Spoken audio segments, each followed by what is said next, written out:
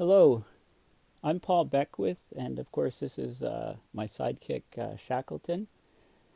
And in this video, I'm going to talk all about the Arctic sea ice. So basically, think of this as a sort of status update on what's going on in the Arctic.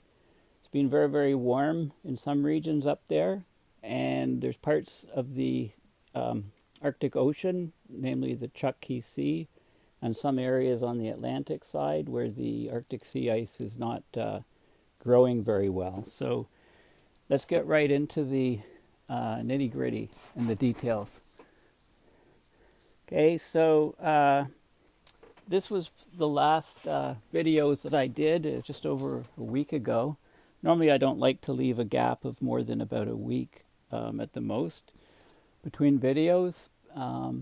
So this one I'm delayed a little bit, but this was my last video. So I was talking all about my plans for the COP25 in Madrid. So I'll be leaving for the conference fairly soon, and I'm hoping to do quite a few videos from the conference when I'm there. Okay, so let's talk about Arctic sea ice. So this is my Twitter feed at Paul H. Beckwith. And of course, I should say that this is my blog, my website, paulbeckwith.net. So I want to thank everybody who's generously donated to cover some of my travel expenses as I go to Madrid.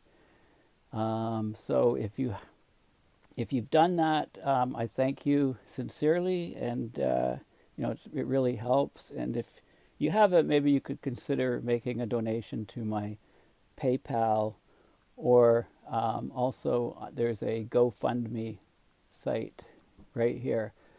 GoFundMe page, help Paul go to COP25 UN Climate Conference. So if you click on that link, there's a GoFundMe donation site for my Madrid trip. Okay, so on my Twitter feed at Paul H. Beckwith, basically some interesting articles on how the jet stream, battle for the jet stream, is raging over our heads.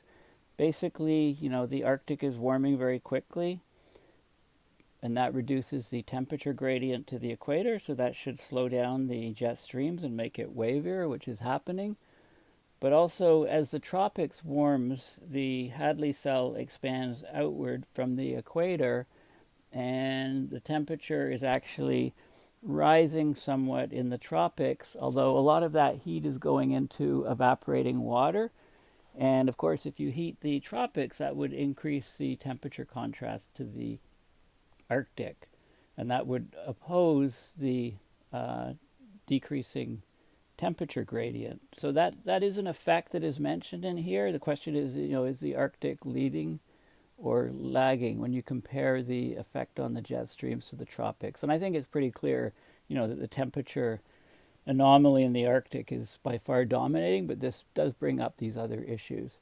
Of course, fires raging in New South Wales, but let's talk about the Arctic. So Zach Labe, this is a zonal temperature anomaly. So if you average the temperature across all longitudes around the Earth, you can get a temperature average for each degree, for each position of latitude. So you've got the equator, the Arctic, and the Antarctic here. And this is the temperature anomaly, okay, based on a baseline, relative to a baseline, 1951 to 1980. What you can clearly see is most of Antarctica the anomaly is larger than the average, although it dips below here, or there's no data here. I think it dips below, near minus 90 degrees. And there you can see the warming at the equator. Okay, there's this baseline level here, but go up into the Arctic and there's huge amounts of warming. We've got 7 degrees Celsius temperature anomalies. This is for October 2019. And this is 75 degrees north here. This is 90. So we're 7 degrees from about from 75 to 90.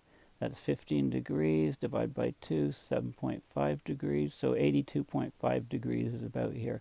So north of latitude, 82.5 roughly, we're pegging out here.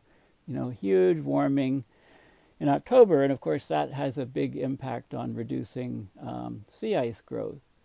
Now, if you just click, I looked at Zach Laib's Twitter feed because he's always got these great graphs. So at z.laib, Zach Laib, and this is the look at the, so this is the thicker, which means older usually, Arctic sea ice in October is from 1979 to 2016.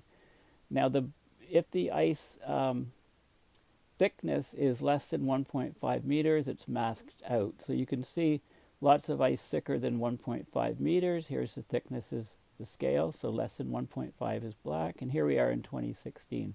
This only goes up to 2016. So you can see that we're losing all of the thick sea ice in the Arctic. There's not very much, and it's thicker here because the ice is usually pushed up against Greenland and the Canadian archipelago, so it ridges. Okay, this is Arctic sea ice extent. Okay, and you can see here where we are currently. So we're, you know, this is 2012. Or 2016 and 2012, you'd have to go back and see which, I think the 2012 curve is up here. So this is a 2016 curve where it grew very, very slowly, October, November. Okay, I showed you this plot of the temperature anomalies. And this is the sea ice extent of the Arctic in September, and you can see it's decreasing by 12.9% per decade, but there's a lot of internal variability, natural variability, things like, you know, particular weather conditions, etc. in the Arctic, but it's got a very, very strong trend downward. Hudson's Bay sea ice is starting to regrow. Okay, this is all of the years. This is 2019 is the red. We'll keep going down here. Okay, there's anomalous warm air advection into the Arctic this past weekend from a strong extratropical cyclone down to a pressure low of 980 hexapascals. And it moved poleward from over Greenland. So you can see the temperature anomaly at 2 meters in the Arctic, and the temperature scale is here, and you can see these brown areas here, very warm areas. You know, this is 12 up to 20 degrees Celsius, warmer than normal, coming into the Arctic region, and this actually came off Greenland, and I'll show you. So from 60 to 90 north, it's 1.9 degrees Celsius warmer than normal. 66 to 90, the anomaly is 3.4 is Kelvin, which is, you know, the relative scale. A change of 1 Kelvin is a change of 1 Celsius. So I'm just saying Celsius, and this says Celsius here. Greenland and the Arctic Ocean, 5 degrees Celsius anomaly. Okay, and this is the mean sea level pressure, and you can see this low area down to 983 millibar. So let's look at how this arose. Okay, so we're looking at Earth Nullschool here. Okay, so this is, again, you click on the, if you click on Earth, okay, when you open up Google earth.nullschool.net, open it up, click on Earth to get the menu, and I'm looking at 250 millibar winds, and what you can see is, so the jet stream here at 250 millibar there's a strong ridge in the jet stream that is crossing Greenland here. Now remember, in the Arctic, the jet stream is, because the air is cold, the jet stream altitude is only about 7 kilometers in the Arctic. Anomaly, globally, it's, at all latitudes, it's about 11 kilometers or so high. And over the equator, it goes as high as 17 kilometers. But in the Arctic, the height of the jet stream, so the 250 millibar pressure, is reached at about 7 kilometers, and Greenland extends up about half that distance, about 3.5 kilometers. Okay, so there's a lot of interaction of air. There's a lot of air moving over Greenland from towards the north, from the jet streams here. And we can look at the mean sea level pressure here. We can look at the surface winds. You can see these surface winds coming here.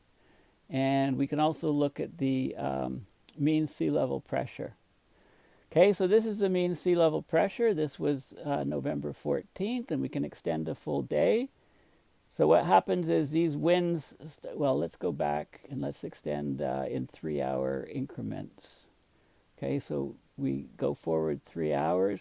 So what you can see is the strong winds are being pushed off Greenland. They go down slope, and they're interacting here and creating there's a low pressure area created, which then moves off Greenland out into the Arctic. And you can see how it develops here. It's actually quite interesting. Okay, so you can see the rotation here. Okay, so I'm extending forward 3 hours at a time, and you can see this. Basically, we're getting a cutoff low here. Okay, this is breaking off. Of course, it's low pressure in the center, higher pressure outside. Air moves from high pressure to low pressure, deflects to the right because of the Coriolis force, causing this rotation. Okay, and you can see it playing out here. And you can also see what if we go back to the jet streams, you can see what the jet streams are doing here. Okay, so there's a vortex that's splintered off here, and it's rotating the air, and the air tends to, it's like gears meshing, so we get the counterclockwise rotation, low pressure here over the Arctic. Okay, so this is the situation here. Okay, so this is bringing warm air up into the Arctic, and of course that's having a negative impact on the Arctic sea ice formation. So what's going on with the Arctic sea ice? Well, this is the go-to site. If you just Google Arctic sea ice graphs, you can bring up these graphs, and you can see the formation this year. And here's where we are. So this is the ice. So look at the big gap here. This is the median ice edge, the orange line here.